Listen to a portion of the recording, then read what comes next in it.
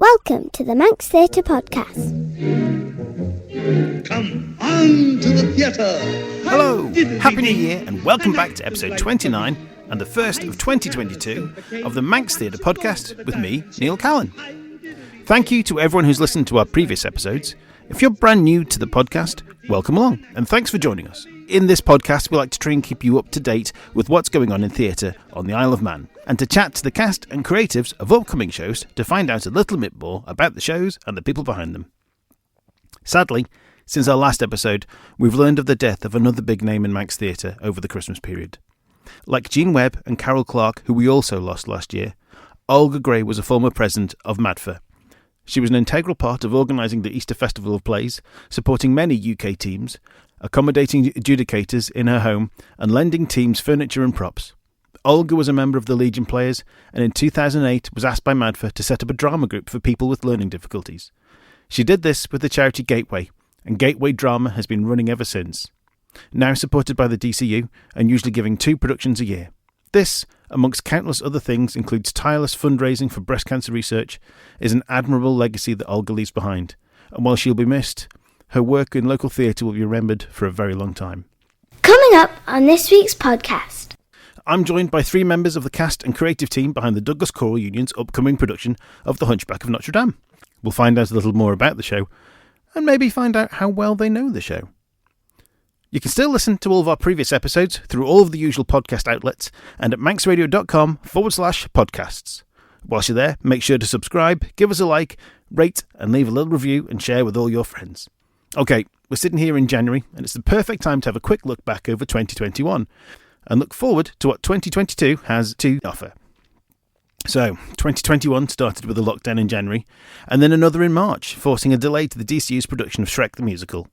The Manx Operatic Society decided to cancel their planned set of concerts called A Night at the Musicals. MADFA also decided to cancel the One Act Festival, and as the borders were still closed, they cancelled the Easter Festival of full-length plays too, as the teams would not be able to travel over to the island to compete. As we headed into May, it all got a bit busy, with lots of shows that had been rearranged due to the lockdowns, all coming hot on each other's heels. First up was the Christian Well Theatre School's production of The Wizard of Oz, followed by Parker Snell's To Kill a Mockingbird, and the National Theatre Connections production of Wind Rush Generations just 1 week later. June saw the return of Hello Little People with a fantastic production of Roald Dahl's The Twits. August saw 2 dance shows from the Academy of Dance and Dancers Bar and the Service Players production of Marion or The True Tale of Robin Hood. Travel restrictions saw a further impact to Tailoring Productions in August, meaning that their planned production of School of Rock had to be cancelled. It just couldn't go on. However, this was replaced by a fantastic production of A Chorus Line. The back end of August got busy for local performers, as it was audition time for the Manx Operatic Society and the Douglas Choral Union, as they began preparations for Sweeney Todd and The Hunchback of Notre Dame. October saw Centre Stage Productions stage Annie, with some brilliant performances from some very promising young talent. Definitely some names to watch out there for in the future. At the back end of the year got very busy again with numerous productions throughout the festive period. First up, at the end of November, was Parker Snell's production of the one-woman show Shirley Valentine, starring Lisa Kreisky, which we covered in the last episode. Then, as December hit, we had a touring production of 2 festive one-act plays called The Nativity Play and The Christmas Quiz from the Service Players. Peel Pantaloons brought us Robinson Crusoe. There was Manannan's Winterfest at the Gaiety and The Sound of Christmas at the Villa Marina, featuring children from the island's primary schools. And we then rounded off the year with Hello Little People's second pantomime, Cinderfella Yissa, at the Kensington Arts Centre, and Jack and the Beanstalk starring Jack Divers by Shown Productions at the Gaiety Theatre. So all in all, despite a false start, it was quite a busy year for theatre here on the Isle of Man. Now, let's have a quick look forward to what we already know is coming up in 2022. First up in February is Viva Manx Vegas, which is a night of music raising money for the Mayor's charities, including songs from some of the biggest acts to play Las Vegas, and are performed by many well-known Isle of Man performers, but a little bit more about that later. Following that, from the 11th to the 19th of February, the Douglas Choral Union bring their production of The Hunchback of Notre Dame, which we'll find out a little bit more about in just a few minutes. MADFA are back this year with their one-act festival from the 2nd to the 5th of March, and then from the 5th to the 12th of March, the Manx Operatic Society are presenting Sweeney Todd, the Demon Barber of Fleet Street, starring David Artis in the title role. Then, from the 7th to the 9th of April, Paradox Theatre Company are staging their first production and are starting with Shakespeare's Much Ado About Nothing at King's Court Theatre in Castletown. Charlie and Alex joined me back in the summer to launch Parados, and I'm sure we'll have them back closer to the time to chat about their maiden production. In June, the Service Players will be bringing a production of the crime comedy Dick Barton, Special Agent, and at the start of August, Tayloring Productions will be bringing 42nd Street to the stage of the Gaiety Theatre. Then at the back end of the month, Three Legs Productions will bring Once to the Gaiety stage, starring Lorcan O'Mahony and Grania Jochen in the lead roles, and also Manx Theatre Podcast's very own Neil Callin as Billy. This production is said to have a working bar on the stage that you can go up and get a drink from during the performance, but more about that closer to the time. Then, in October, Centre Stage Productions will be taking us back to the 50s with a production of Grease. Then we finish off the year with Shown Productions' Christmas pantomime, The Wizard of Oz at the Gaiety. Now I believe this is the last year of their contract, so anyone interested in doing the pantos for 2023 onwards should keep their eye out for news from Villa Gaiety for the pantomime tender at some point this year. I'm sure there will be many other productions coming up that we don't yet know about, but we'll let you know about them as soon as we are aware. And make sure you keep up to date with what's going on between episodes by following Manx Theatre Podcast on both Facebook and Instagram, and Manx Theatre Pod on Twitter. Right, down to business. They've been masked, LFT'd and bathed in sanitizer, but joining me here in the studio for the podcast is Iain Dixon, Tony Eccles and Liz Dixon. Hello. Hello. Welcome to the podcast. Thank you for having us. Thank you. So, you're here for the Douglas Choral Union's production of The Hunchback of Notre Dame. We are indeed. Tell us a little bit about yourself, your characters, and the story. Okay, do you want to go first, Liz? Sure.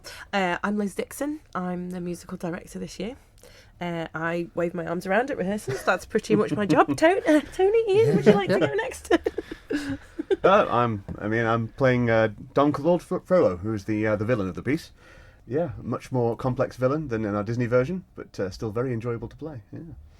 And I'm Tony Eccles. I'm playing Captain Phoebus de Martin, who is the kind of love interest, or one of the many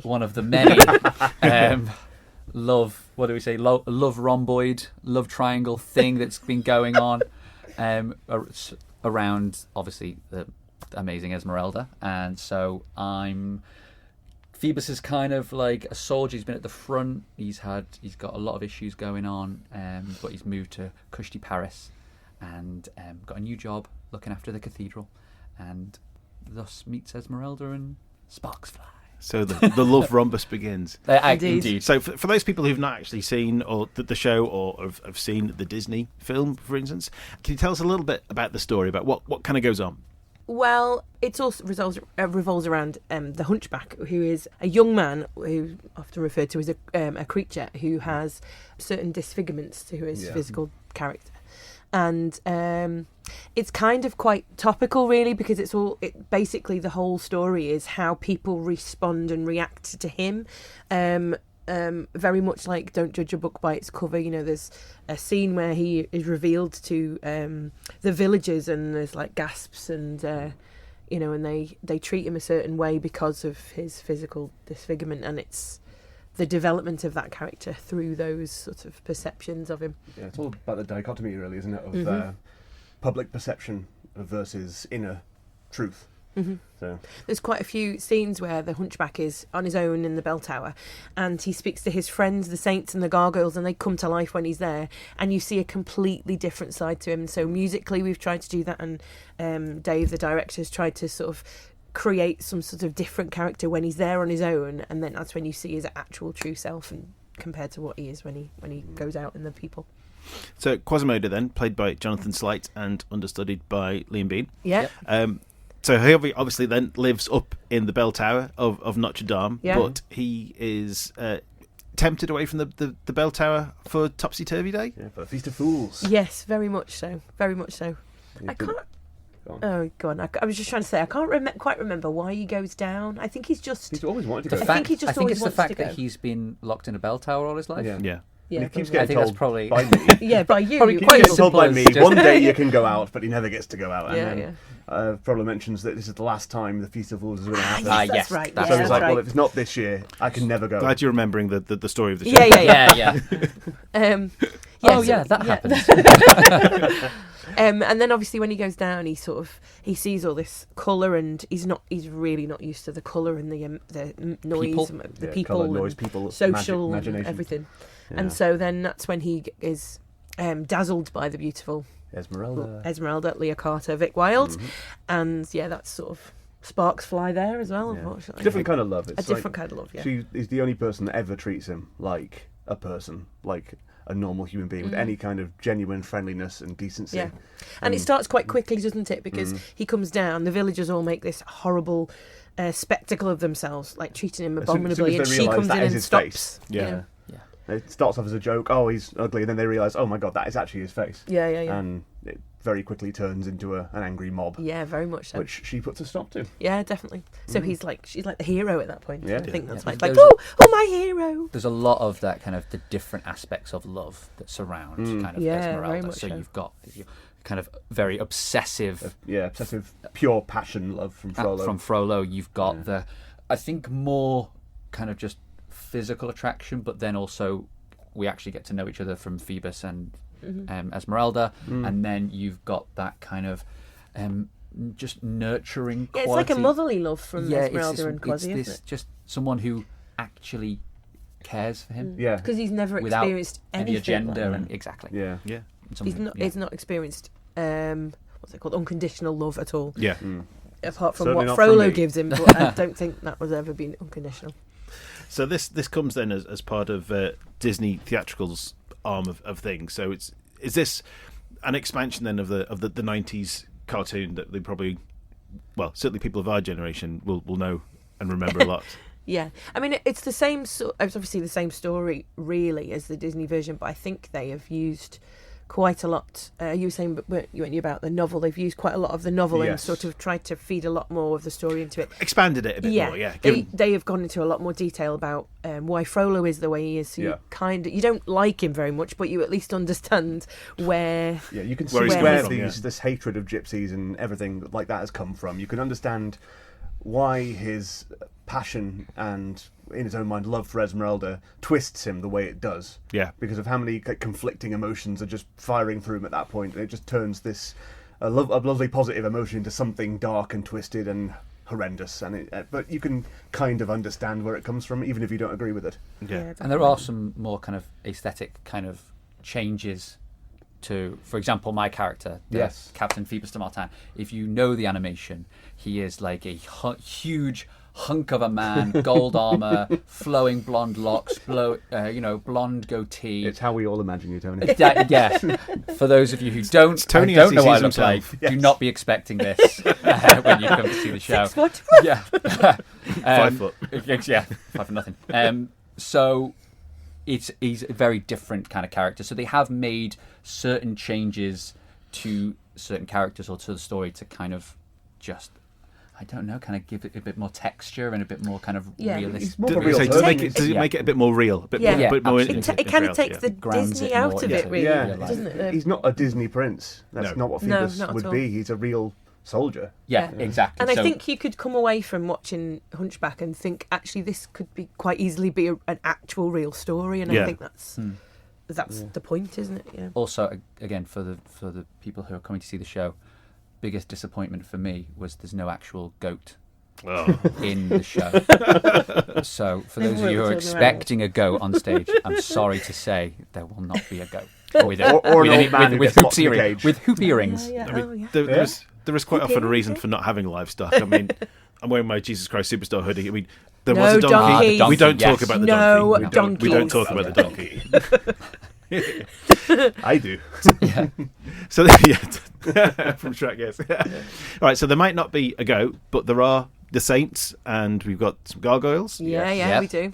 Yeah. So amongst those playing the saints, which are they the statues? Are they? Yeah, they are statues. They actually do quite a lot of standing around doing nothing on If stage, you've actually, and then all of a sudden they yeah. come to life. if you've Must be actually the hardest thing been ever. to Notre Dame, it's adorned with just massive these statues of these saints, and each one has their own kind of backstory and the reason they became a saint. So Yeah. it's I don't know. Again, this is obviously a change that they've used. It's rather than having the kind of the comedy gargoyles from the animation, they've kind of again grounded it in a bit more realistic and gone, well, we'll use these actual saints, these historical figures, to have some sort of reflection on Quasimodo and have because there be his guide and friends. And, because it shows actually this would happen if he was locked in a bell tower. He would have to try and find some sort of friendship somewhere. And these other human-like figures would naturally be his. He's locked in such solitude that he creates his own conversations with these inanimate objects. Yeah, definitely. And it's not an easy role for them. No, not at all. Role I do feel for them in rehearsal sometimes. They're going to sing the end song, and in the meantime they have to stand there completely and absolutely motionless. caked in makeup and everything like it is. Yeah. Some of the harmonies are some of the nicest in the show as well. Oh, yeah. So sound beautiful. Saints are my favourite people. Love them. So amongst those saints then, we've got Alex Christie, Andy Williams, Bryony Grant, Grace Hudless, Lauren Molyneux and Kira Metcalf, Kira Metcalf, brilliant. So that should be, I'm looking forward to seeing that. I think that's going to be great. Yeah, they are. They do such a sterling job. Brilliant. They're really good. And some of the other names that we've got there, looking down the list, we've got Chris Jagus back as always. I'm sure that's a very serious part from Chris. Definitely. Serious, in-depth acting. I actually only saw that the other day and could not stop laughing all the way through it.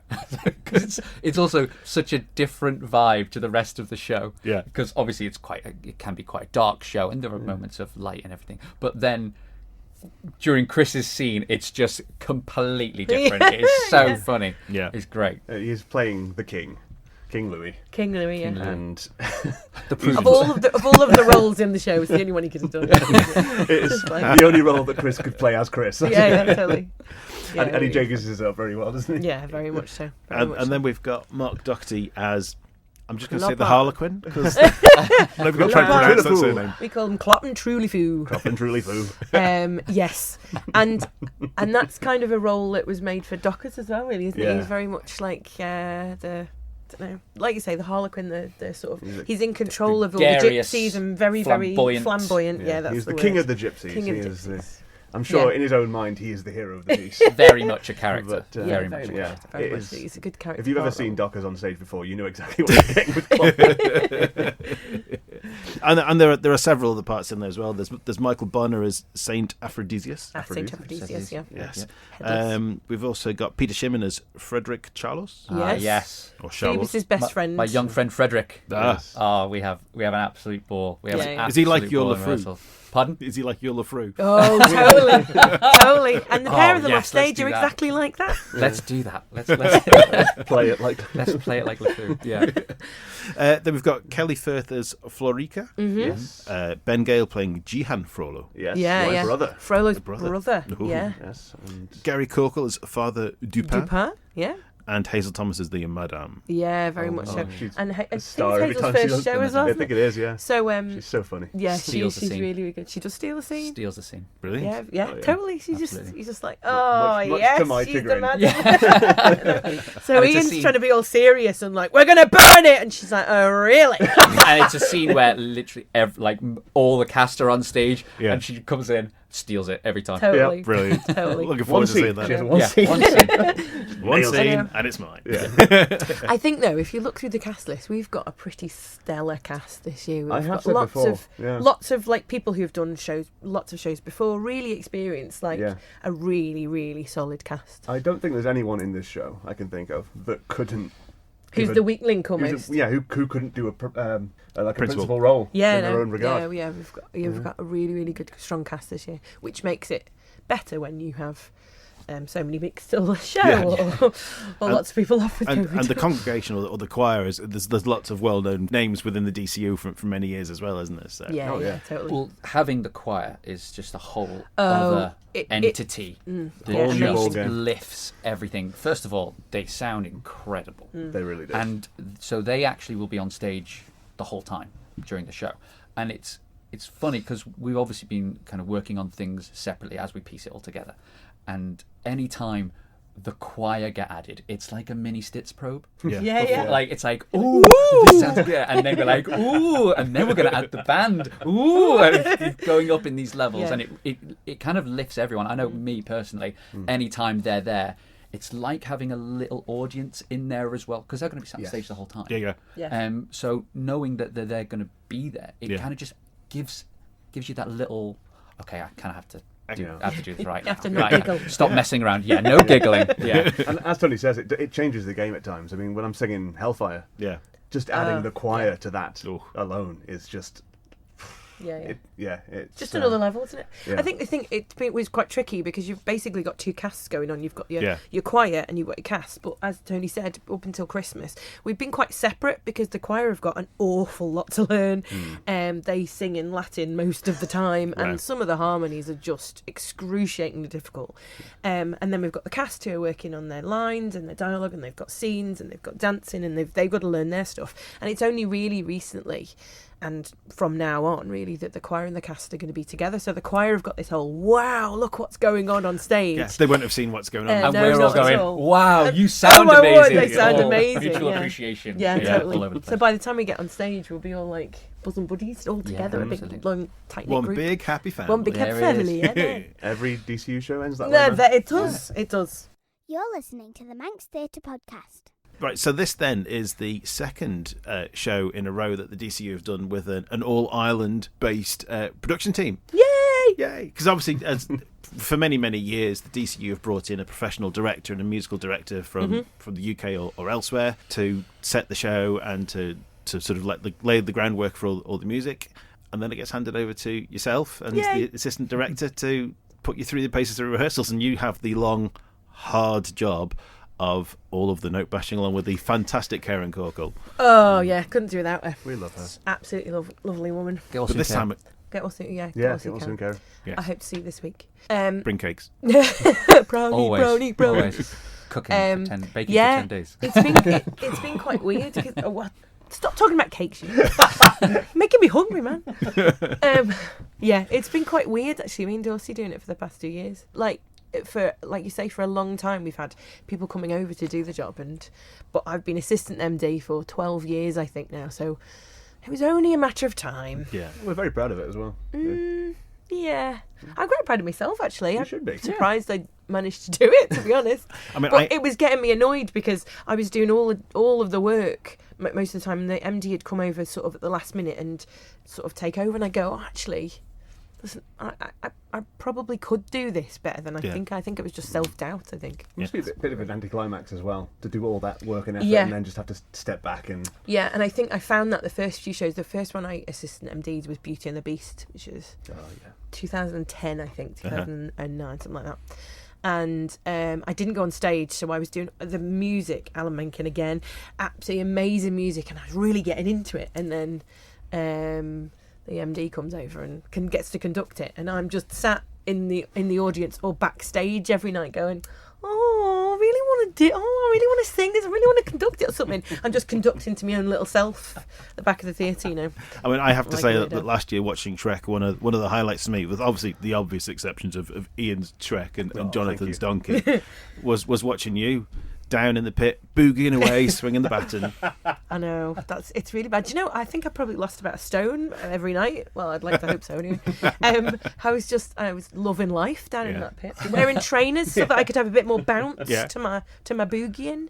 I'd got my lovely friend Charlotte Farragher, who was doing props last year, and she would be videoing me and then sending it to me. I'm like, oh no, I don't want that on the screen. No. There is still a clip of that on the DCU Is Facebook that? page. I have to see Oh that. yeah, you'll have to. And every time I'm having a bad day, I will put that clip up. Yeah, my favourite number from last year was Who I'd Be, when Iain did Who I'd Be. Besides the fact that he's got like velvet gold voice, and I just like get to sit in the pit every night and listen to him sing to me. You're far too kind. It was totally for me. It was, yes. But in the middle of Who I'd Be, the percussion section come in, and you've got Jay Young and James Davis, and James Davis is properly giving it beans on the bongo, and I was like, yeah!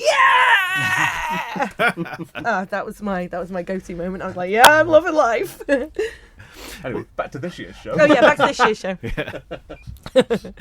So you're not actually going to be in the pit this year, though, are you? No, I think the decision was just with a bit of a compromise. Steve Dakin was originally asked to be MD, and so the two of us decided we'd do it between us. Yeah. And it's been kind of a good a blessing in disguise in a way, because like I say, of having the two casts.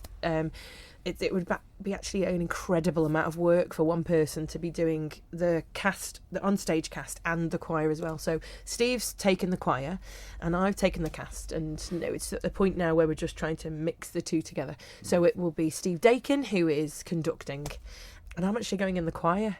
Ooh. Because you might as well use me because I know the whole show, I suppose. Yeah, I think that's the right way. I didn't know that. And I'm going to have my notepad, just so that you principals know, I'm going to have my notepad, so anything wrong, it's going to go on my notepad as we're going Great. through. So if we Taking notes as you go. we Totally hear any taking tuts notes. coming from Yeah. the choir, Behind the it's choir. you. Okay, That will great. be me. Thanks for that. I'm now suddenly a lot more scared. Yeah.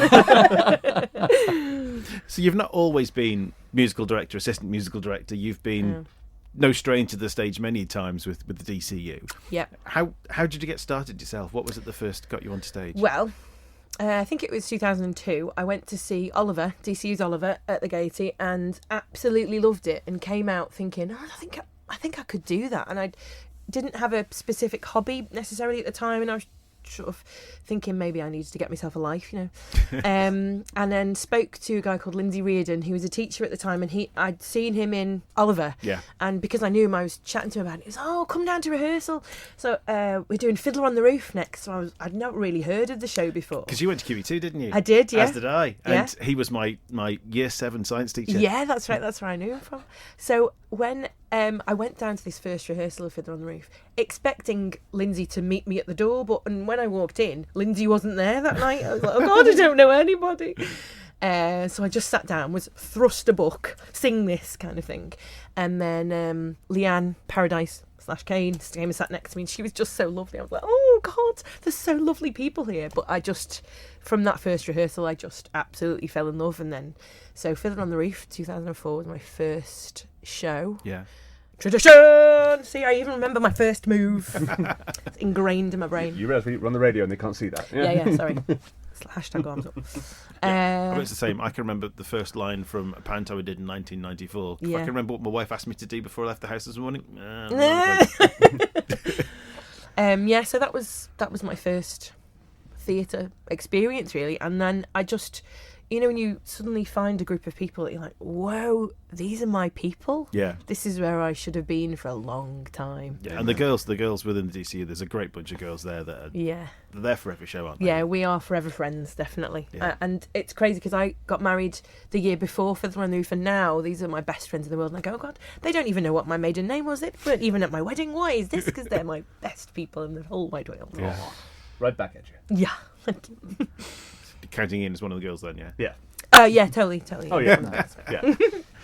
So over the years then, you've probably played a few little roles here and there? Yeah, I would say minor principal roles. Yeah, sort of secondary roles, yeah. Yeah. Supporting act. Supporting actress, Supporting darling. roles, That's yes. me. So what would you say is probably your favourite role that you've played over the years? I mainly get to do the funny bits. I think it's probably typecasting. I don't know, but anyway. A natural comedic. Total natural. There's something funny about her. Yeah, that's the one. I think probably my favourite role was Sister Mary Lazarus in Sister Act. And ironically, I wasn't supposed to be doing it in the first place. I was cast in the show, but not cast in that role. And unfortunately, sadly, Jane Short at the time had to pull out just about a month, I think, or 6 weeks before the show. It was just before Christmas. Yeah. And so I was called up. I was assistant MD at the time, and it was like, okay, I think you're the only person that knows the show inside out. Would you like to have a go at Sister Mary Lazarus? But I had the most fun I have ever had, ever. I got to be a grumpy nun, and I got to be, old and quirky, and it was, oh God, I absolutely love that show. Absolutely love that show. Yeah, Tara's direction, that was fantastic, Yeah, wasn't it? Yeah, just amazing. Brilliant. Just amazing. I remember I was on my way home from work the time that she called me, and I remember exactly where I was. I had to pull over in Braddon Church because my phone was ringing, and I was like screaming my head off down the phone, going, "Oh my God, I'd love to be Sister Mary Lazarus." I'm really sorry, Jane, but yeah, it was really good. I mean, there is a good line of crazy old ladies within Liz Dixon, isn't there? Yes, crazy old ladies. Or crazy people generally. Yeah. I think I did Les Mis, and I was the crazy person who used to pull a hair out the front with a bit of a twitch. And in 9 to 5, I played a crazy drunk lady called Margaret. See, typecasting. That's what it is. Copious research taken for that role? Yes, I had to drink copious amounts of gin to understand what it would be like. Of course. That's my excuse anyway, and I'm sticking to it. Okay, I've asked the two boys these questions before because they've both been on, but let's have a look at a couple of the regular questions that we normally ask. So, what is the best and or worst costume that you've had to wear in all these years of the shows? Okay. If I go back and write a list of all the shows I've been involved in, I seem to have been dressed as a nun for quite a lot of them. So I would say probably the nun's costume has to top it as the worst because there are so many layers to it. You usually in a theatre it's like a trick, there's always never any layers. No, there is. And in Sister Act we had to change from a black 5-piece nun's costume into a silver one in about 90 seconds I think we had before the end number, and that was interesting. But because I've done Sound of Music twice, Sister Act, and I did a show with Trish Varga called Nun Factor twice as well, where I was also dressed as a nun. So I think maybe that's my role in life. I shouldn't be an MD. Casting. I shouldn't be a nun. I was a nun in that show as well. So. That is true, Neil Callin. That is a treat to be held. Big Bad Barry. If only there was a video or a photograph of that. Well, there are photos. I'm sure there are. I'm not sure I've got a best costume. Although doing, I did Oliver with Taylorian Productions, and the costumes for that were amazing. Really hot and sweaty, so not the greatest, but just corsets and just John beautiful. Cumberledge has just the most amazing eye for costumes. Yeah. I mean, that's the one thing I'm really looking forward to because John is back for Sweeney Sweeney, Todd, of course. which is amazing. And I can't wait to see what I costume know I get to wear. he's a total perfectionist, but it's taken him a long time to find the perfect costume. But when you actually put it on, you go, totally understand it now. Totally understand the it. costumes and the wigs for Hunchback are insane. Yeah, they really are. They are really good. so good. I mean, some of the photos that I've seen, Yeah.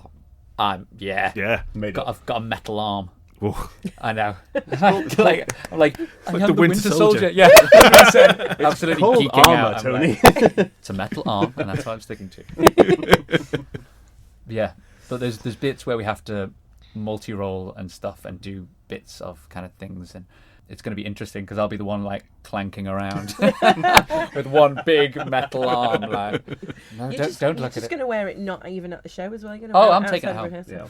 I'll have the sword and the metal at arm. At the sit probe, we'll hear the clunk. Yeah. He comes in. I'm just trying to get in character. I'll be tapping away. The other clunk will be me falling over because I can't walk in a robe. Oh yeah. Yeah, but Just get some heels on. It'll be fine. It'll Big just lift it heels, up a bit. Yeah, but the costumes are amazing for this. They really are nice. You're listening to the Manx Theatre Podcast with Neil Callin. Right. Okay. Here's something a little bit new for the podcast. Ooh. I'm just going to test your knowledge Oh no! on the Hunchback of Notre Dame. Oh God. wow. I've got a little bit of a quiz. Okay. I'm so unprepared. I'm relying on you boys. I've got 9 questions. If you know the answer, just say your name and I'll go to you. So we won't be keeping a score. We'll just go for it. Yeah, I'm totally keeping score. Yeah, same. Right. Okay. So this is just seeing how well you know it. Some easy ones, some not so easy ones, but here we go. So number 1, who wrote the book that the show is based on? Tony, go on. Go on, Tony, you can take it. No, go on. Victor Hugo. Victor Hugo, congratulations. Well done. Number 2, which other musical based on a Victor Hugo novel?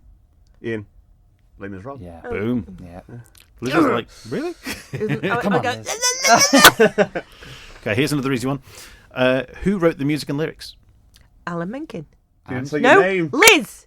You didn't. and Alan Menken And and Stephen Schwartz. Yeah. yes, congratulations. Well Oh done. God, Lord! I got a question right. Hooray! What year did Disney's... Tony. Ooh. Oh no. You thought No, I was like going, I have this line in the play where it's like, Couldn't be He's gone early. 1842. I was like, I'm going to No. nail it. Yeah. No, He's no. gone early. you jumped in too early then. So it's going to be, when was the Disney film released? And I'm going Yeah. to say 96. Boom. Oh, Let's go. Well done, Let's sir. go. We won't all say I what do we were have all doing in Wikipedia on my 1996, phone. will we? No, we No, won't. I do no, have no. Wikipedia on my phone right now, so, which I can't see. Okay. What year was Victor Hugo's novel first published? Oh. Oh no. Liz, Total Stab in the Dark, 1842. Oh, very close. It's not on its set, right? That's 1482. Tony, 1843. 1831. Ooh. Very Well close. So, in 1999, Walt Disney's theatrical company first staged the musical as De Glockner von Notre Dame. Yeah. But in which country was it Tony. staged? Germany. Bonus point for which town? Oh, here we go. Right, so let's go theatre town. Won't be Hamburg. Stuttgart. Berlin. Berlin. Totally had to be Berlin. Glo- They've got theatres all over the place. Stuttgart's a very theatre-heavy town. Glockner means bell ringer. So it was the bell ringer of The bell Notre Dame ringer. in the original German version. okay. You see. Right then, here we go. This could be a tricky one. Work. How many Tony Awards did the US production of Hunchback win? I didn't give it any awards. How many Tony Eccles How many Awards? Eccles Awards? Ooh, I don't think I know that one. I'm not the Liz is going to take a guess at 5. Tony? What was the question? How many Tonys did it win? Was it massive on Broadway? Let's say 2. 2. Ian? Let's go. Throw it out there and say 7. It was a big fat 0. Oh! It did not play on Broadway. Oh, you therefore didn't. trickster, Neil Callin. it Oh, There you go. Yeah, so it didn't play on Broadway, so it didn't qualify. Where was it? Likewise, it didn't play in the West End and didn't qualify for any Olivier's either. Olivier's either. Oh, right. It's So a it's wa- only ever been out Yeah. to... Yeah. No, it's been in America. It was in America. It was in... Yeah, the first sort of proper one was at the, I'm going to say, La Jolla Playhouse in San Yeah. Diego. Yeah, La Jolla, and yeah. the Paper Mill Playhouse in Millburn, New Jersey. There you go. I knew it had been in America, and I knew it had been in Germany. Germany, yeah. But Yeah, there's never been a I major knew Broadway these or things. London No. production of it, so it's never won any of the big awards. There you go. Well, it's totally going to win some Dang. Isle of Man Tony Eccles Awards. Yeah. Yes, it is. Right, so last 2 then, and I think someone might have mentioned this. oh, In what year is the show set? Ian. 1482. 1482, correct. what did I say? 1842. Yeah, you did. Yeah. When I said 1842. All the When I right get- numbers, when I get not the- necessarily in the right 1842. order. When I get that line wrong in the show, don't know me. Another giggle moment, no doubt. 1482. Yeah. Now, It's too many bearing in mind the ages of our 2 Quasimodos, what age is Quasimodo actually supposed to be? Oh, he's young. Ian. Yeah. Is it 15? He's 20. 20. Oh. 20. I knew he was young. Oh, he didn't do too bad there. It wasn't too bad. I think he got most of them. But I didn't realise it was supposed to be. He was that young, actually, Quasimodo. Yeah. Wow. yeah. So there we go. That's our first little Manx Theatre podcast quiz. That's a bit of advance warning for 20. David Artis Next- when we come to do Sweeney Todd. That Indeed, needs to swat indeed. up a little Be bit. prepared next time you're prepared, here. yeah. Right, okay. So I think that we're nearly done. But before we go, Liz Dixon, Hello. back in, I think it was July 2020, Yeah. we introduced the Manx Theatre podcast Spotify playlist. Okay. Now, when Ian and Tony came on, they added their own little songs to it. So, Ian, you chose Who I'd Be. Who I'd Be from Shrek, Shrek. and Tony chose I chose When I grow up. When I Grow Up. From Matilda. Sorry, I was talking about it earlier. Yeah, When I Grow Up from Matilda. Yeah. So, Liz Dixon, which song would you like to add to our Ultimate Musical Theatre playlist, and why? Well, I was thinking about this, but when you gave me a list of all the ones that were on here before, and I thought, I'd chosen Who I'd Be from Shrek because that was the one I boogied the most to last year. Thank you. Fair enough. Dancing Liz. Yeah, Yep. totally. But I'm gonna pick "Raise Your Voice" from Sister Act because it just has a very, very special place in my heart, and it's one of those go-to. I've got a musicals playlist that I listen to, and that's one of the songs that I'm always bouncing around in the car to or singing along, remembering all of my harmonies, of course. Obviously. And yeah, very special place in my heart. And I can hear the people I sang with at that time and the sisterhood that we had during that show, and the amazing Danny Bridson singing the lead, and oh yeah, just amazing. Yeah, Goosebumps even now. I wasn't in that show, but I was part of the production team. I was on committee that year and sitting and watching it the 3, 4, 5 times that I did over the 2 weeks. It was just amazing. Yeah. The sound was phenomenal. It was a bit like Shrek, one of those feel-good musicals that everybody is walking out of the theatre bouncing to, and just in a really good mood, and sell-out performances for 2 weeks. It was nice. Yeah. Brilliant. Right. Well, thank you very much, Ian, Liz, and Tony. Pleasure. Thanks for having us again. So, The Hunchback of Notre Dame, then, it's on at the Gaiety Theatre from the 11th of February to the, 19th. 11th to the 19th of February. These will be there till the 18th. I'm there till the 18th. These guys are there till the 19th. Not true at all. Sorry. Have a night off. Yeah, I've decided. Good Lord. Just don't turn up If for I the last can't show. conduct it, I'm just not going to go. I'm just not going to do it. Just don't want to handle the stress of the last night. I can't do it. But there is a matinee on the last final Yes. Saturday. There's two shows. Two shows on the Saturday. Two And shows then Saturday. on the Sunday, which would be the 12th? 13th? Yeah, sure. 13th or 14th. Yeah. 13th. Yeah, 13th. Numbers. That is an earlier show on the Sunday. No, this show on the Sunday. Yeah, just an yeah. earlier show rather Okay. than matinee. Great. Well, lady and gentlemen, thank you very much for joining us. We wish you all the very, very best of luck. And we'll see you again in the future. Thank you very much. Indeed. Thank Thank you you very very much. much. See you soon. See you Cheers, soon. bye. Bye. You're listening to the Manx Theatre Podcast with Neil Callin. Right then, as I mentioned earlier, on the 5th of February, we have Viva Las Vegas at the Ville Marina. This show will be raising funds in aid of the Mayor's charities, which are Gry, Rebecca House and the Manx Youth Band. It'll be a night of music from some of the biggest names that have performed at Las Vegas, performed by many well-known Manx performers. It'll feature Gary Chattel and some of the original Follies dancing girls, including Laura Brooks, Nikki Boland, Natalie and Becky Dawson and Sherry Lennon, reviving some of the Vegas entertainment numbers from Follies and the Villa Summer shows, including Copacabana, New York, and Viva Las Vegas.